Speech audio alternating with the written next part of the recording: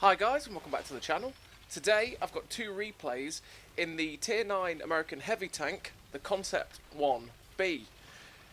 Now this tank is something that you were able to earn in the first season pass of 6.0, which was the Winter Warriors season pass. And it's a tank that is good in all but one way.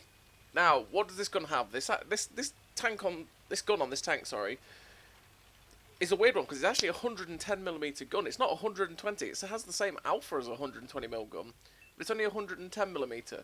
So that's actually quite important because you've got to know that, you know, there's some things that you're not going to overmatch that you might have done with a 120mm.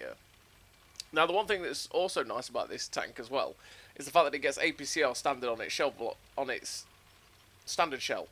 And its shell velocity is beautiful. 1478 meters a second is just lovely stuff.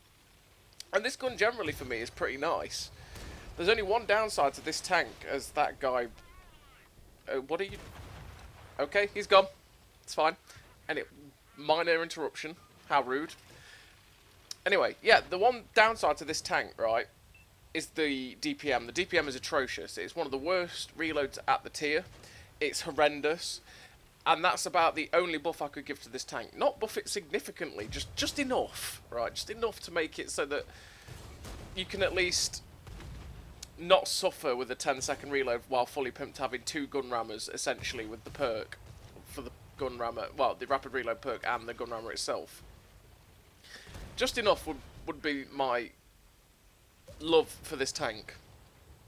But the one thing that is outstanding about this tank is its mobility. The mobility of this tank is absolutely fabulous.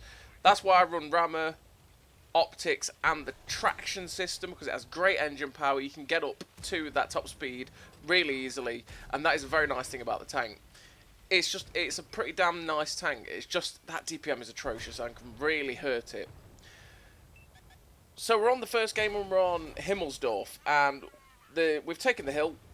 And currently we're fighting so many tanks up here. Like, we are severely outnumbered. There's me and Lee together right now. Me, Lee, and this Chisel. Their team has just crushed the poor guy that ran round the side of the castle.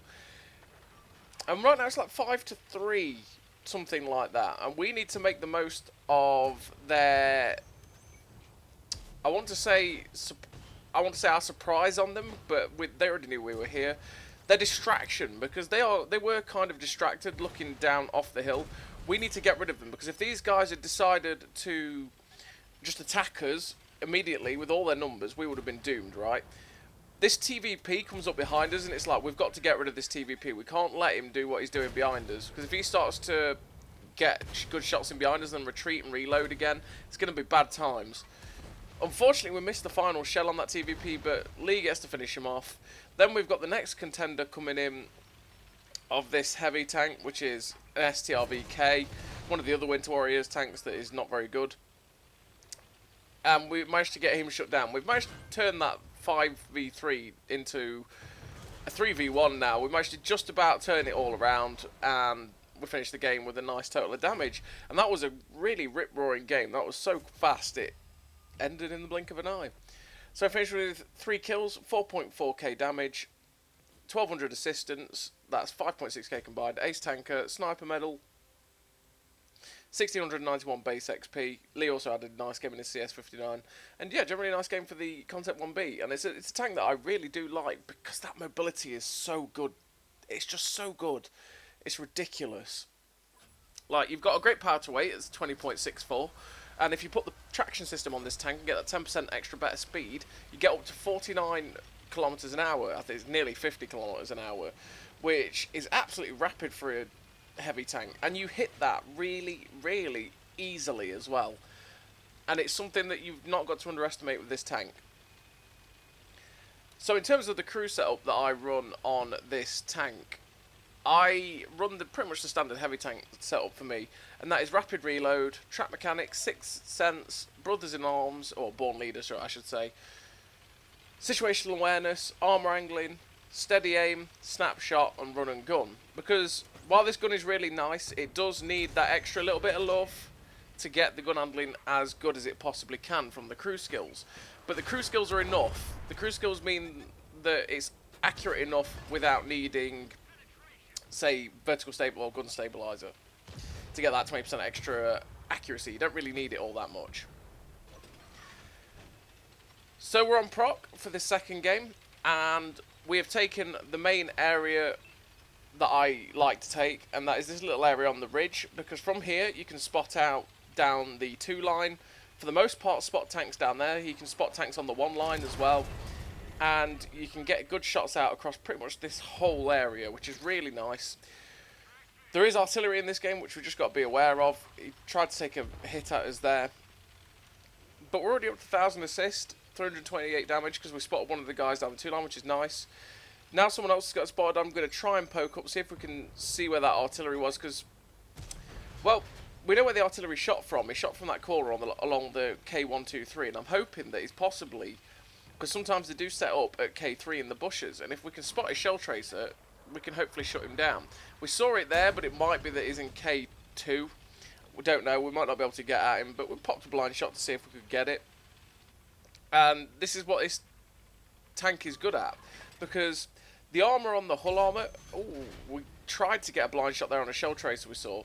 Anyway, because the hull armour on this tank is okay. It's not great, it's not something you should try to rely on, but it's okay. The turret armour, when you're hull down, is fantastic. It's a really nice tank to be hull down in, so this ridgeline on proc is great. And if you can boost your view range up with the optics and situational awareness, you can get good view range out as well. You can get like nearly 470 metres view range, which means you can spot out and get good assist. So we're just trying to get some shots at the T95E6, which we get in. He gets absolutely wrecked. We end up with like 2k spotted nearly on that guy, because we spotted him as he crossed open, which is why I'm saying this position is really good. The artillery tries to take a hit at us, which fortunately enough for us misses. I mean, we're up to 3.1k spotting, only 677 damage. We managed to do enough to give our team a chance to do damage, but not managed to get enough shots ourselves. We managed to spot the T57 heavy who tried to pop a shot at us, and we're just hoping that, say, our arty blaps him and then feeds us a load more assistance. He is taking hits actually, and it doesn't seem like we're the ones spotting him. It might actually be the heavy tank at F2.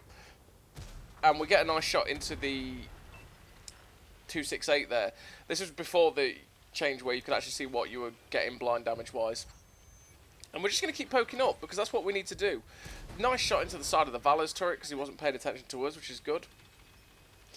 And he's the next target, really. He needs to get gone, and he's getting absolutely blapped, and he gets destroyed.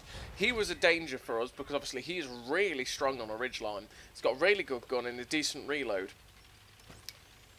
And he's a scary tank for us to face on the same area that we are. Plus, he would have been spotting our team as well, which is not helpful. We try and get a shot into the side of the Conway turret, but we can't quite do it. And we're up to 4k spotting. Again, 1,000 damage, but we managed to get a good amount of spotting so far. And I'm just thinking, how can I push this game now to make it better? Well, the Conway is a problem. I want to get rid of the Conway. We end up spotting the 257. We try and get a shot through him, but we end up hitting his weird tracks that only absorb the damage.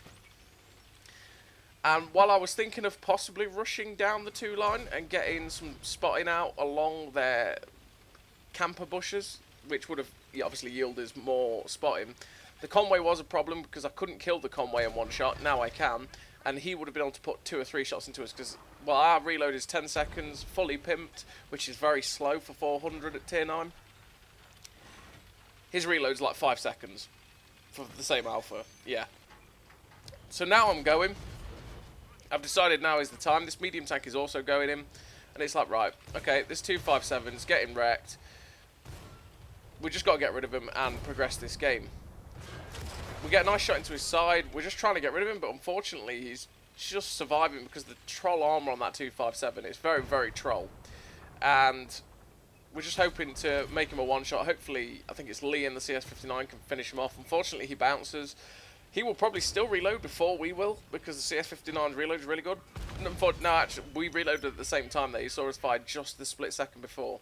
And now there's only 3 tanks left. There's the WZ-111-14 in the corner, that TD SU-122-54, I think it was, over there. And there's something else in that corner with the WZ. So what I'm hoping to do is get into this corner, we get a nice shot on the move into the 777 version 2, and spot these guys. Because I spot these guys, will boost our spotting up even more. I know this could be suicide, but it is what it is. If we're the ones spotting them and they get wrecked and destroyed, we're the ones that are going to benefit. I think that WZ is stock, and he's actually managed to pen us again. And right now, he's managed to miss, which means we're going to get one more shot in. He is getting trashed, which means we're getting all the assistance. We get a shot into his upper plate. I was kind of hoping he might be destroyed before we did. But anyway, we got that final shot into him. We got all the assistance on him, and that's exactly why we made that push, even if it meant our own death. Finished with 2 kills, 3.8k damage, 5.2k spotting, ace tanker, 1730 base XP, and that is about 9k combined, which is really nice for a tier 9 heavy tank. And the Concept 1B, it's a very nice tank. It just needs a little bit of love to its DPM, and that'll be it, and it'll make it a great tank. So as always, everybody, thank you very much for watching. I'll see you next time.